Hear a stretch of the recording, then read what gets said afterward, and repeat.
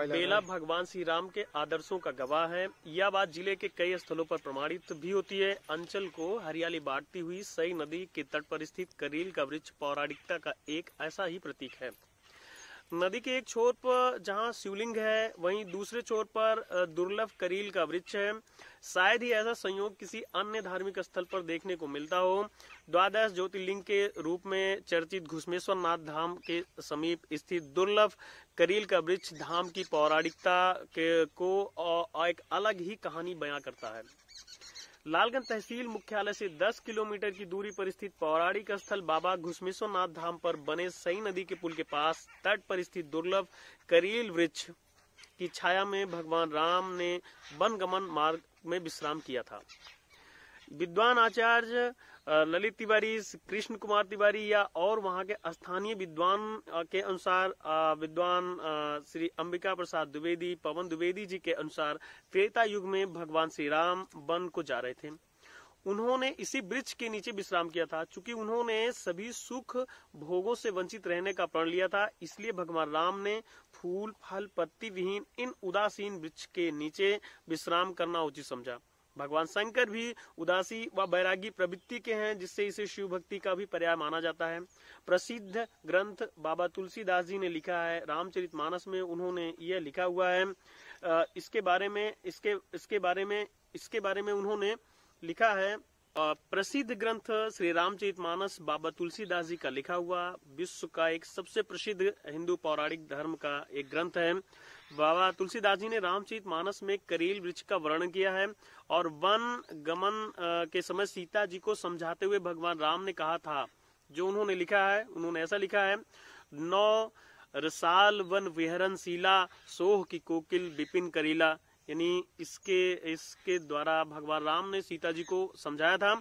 और अगर किंवदंती की बात करें तो किंवदंती के अनुसार स्थानीय लोग यदि एक दिन पहले जाकर मन्नत मांगते हैं और दूसरे दिन जाकर के विधि विधान से पूजा करते हैं तो निश्चित तौर पे उनकी सारी मन्नतें पूरी होती है, ऐसा स्थानीय लोगों का मानना है। और भारी संख्या में स्थानीय लोग या दूर से भी लोग आते हैं, यहाँ पे अपनी मन्नत को मानते हैं और पूजा करते रहते हैं।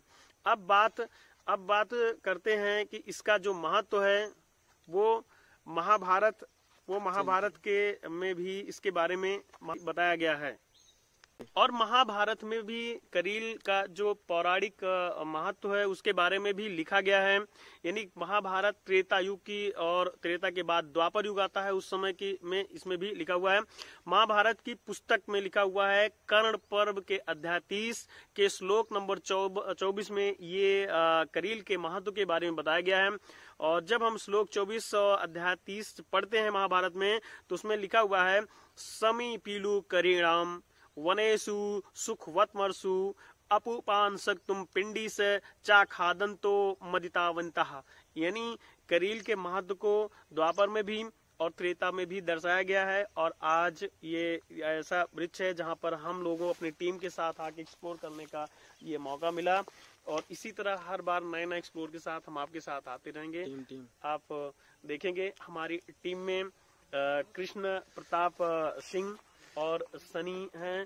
सनी के साथ ये मेरी टीम है। दोस्तों यहाँ पे आज हम करील भगवान के पास हैं और यहाँ पर स्थानीय लोग भी बहुत ये कुछ चूंकि जंगल में है और उपस्थित हैं, तो ये कुछ माताएं और भैया लोग हैं, ये बहनें भी हैं। तो आज इनमें से कुछ हम पूछते हैं, करील भगवान के बारे में बताएंगे। तो सबसे पहले आप बताइएगा, आपका नाम? यदुनाथ उपाध्याय। अब ये करील भगवान के जो पौराणिक महत्व है इसके बारे में आप कुछ बताएंगे? जी, जब श्रीमान जी श्री रामचंद्र जी जा रहे थे वनवास के लिए तब इस तरह से प्रस्थान किए थे और यहाँ स्थान भी लिए थे।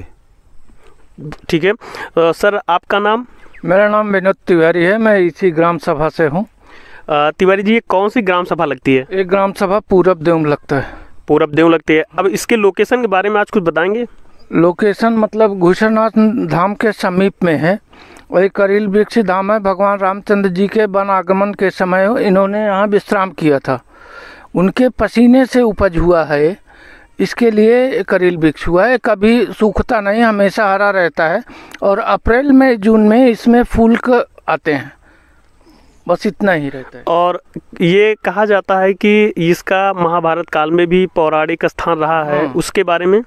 महाभारत के काल का तो नहीं मालूम, रामायण काल का मालूम है। भगवान रामचंद्र जी के वनागमन से ऐसे सई नदी होते हुए सिंगबेरपुर होते हुए प्रयागराज को गए थे, उसके आगे वहाँ वो चले गए थे। लोग अपनी मन्नत को मांगने आते हैं तो भगवान उनकी मन्नत को पूरी करता है। मन्नत पूरी करते हैं ना, तभी तो आस्था है ना मन में। अभी आस्था नहीं होती मन में, श्राद्ध नहीं होता तो कैसे आते आदमी दर्शन करने को। यानी ये एक टूरिस्ट प्लेस है, या कह सकते हैं कि उत्तर भारत में ऐसे बहुत कम ही जगह पे है जहाँ पे करील पाए जाते हैं, तो उनमें से एक ऐसी यह दिव्य जगह है। यानी इस क्षेत्र के लिए एक गौरव करने वाली बात है। और भी बहुत सारे लोग हैं जैसे यहाँ पे, तो हम देखेंगे एक बहन जी हैं, पूछेंगे आपका नाम। अंशिका मिश्रा।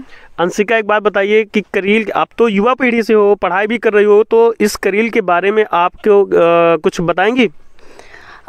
ऐसा माना जाता है ना कि हम देखे हैं, बस हमारी मम्मी लोग जो बताई हैं, ऐसा हम जानते हैं कि ये जब श्री राम उनको वन मिला था तो ये यहाँ पर आकर जो थके हुए थे उनके पसीने से उत्पन्न हुआ है। और लोग कहते हैं कि विश्राम भी करते थे, और विश्राम करते समय जब ये लोग यहाँ थे तो काफ़ी थकावट के कारण इन लोगों के पसीने से ये वृक्ष उत्पन्न। यानी यहाँ के स्थानीय लोग यहाँ पे रोज दर्शन पूजन के लिए आते हैं?